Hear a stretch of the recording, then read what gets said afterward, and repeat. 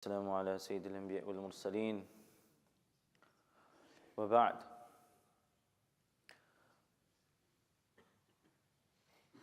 We learn from the practice of the Salaf al-Salihin, the early Muslim community, that there are certain nights that are very special and that hold weight in the sight of Allah subhanahu wa ta'ala.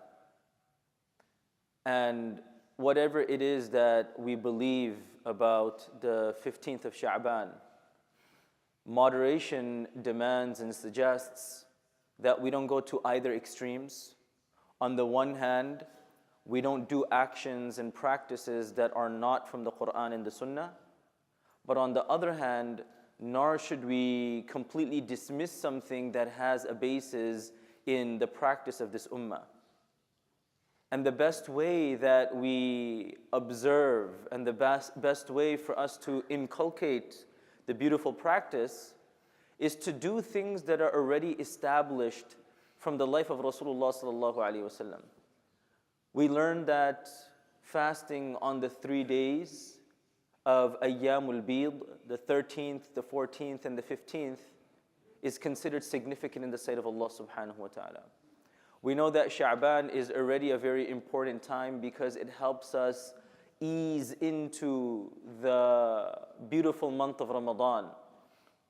We understand the concept of cleaning our heart without holding animosity to each other. We learn the importance of seeking forgiveness from Allah subhanahu wa ta'ala.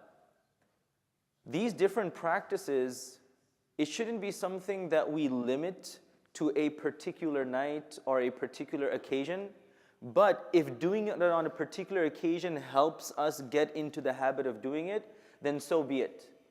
But the idea is ultimately, these are universal qualities. The idea that if I have animosity in my heart towards someone, then my ibadah, then my dua can only go so far in the court of Allah subhanahu wa ta'ala. Imam Shafi'i rahimahullah ta'ala would remind us that there are certain nights when we can make dua and Allah subhanahu wa ta'ala will accept it. And this is one of those nights.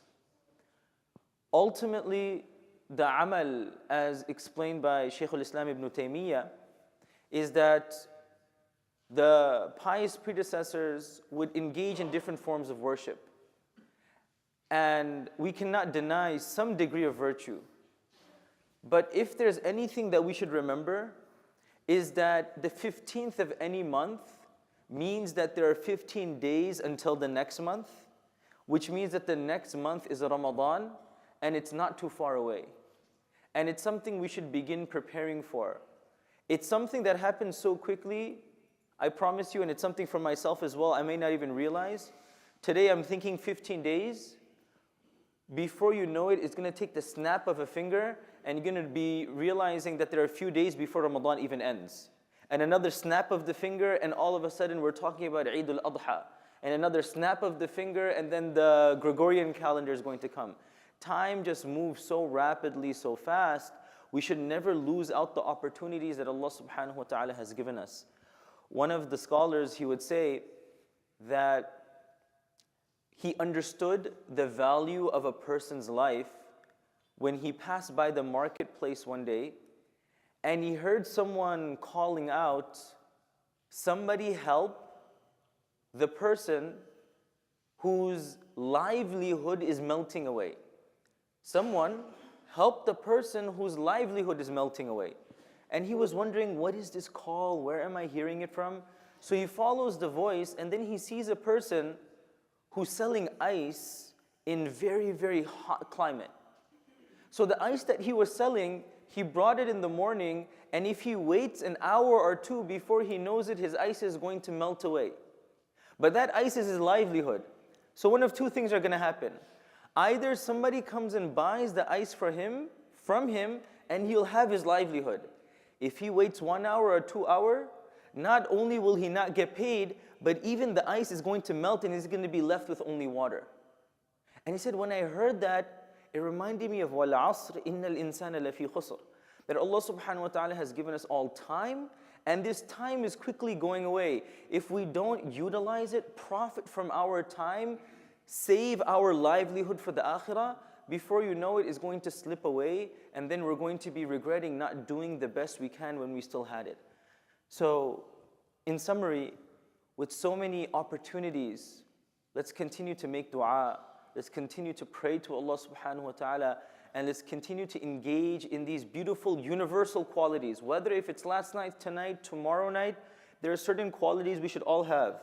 Making dua, seeking istighfar, cleaning my heart from hiqd, anger, animosity, preparing for the month of Ramadan. These are universals, and these are things we should always engage in. May Allah subhanahu wa ta'ala make us among those people who earn His happiness, who clean our hearts, who earn His forgiveness, and are not from those people who are deprived of His mercy. Ameen ya Rabbil Alameen.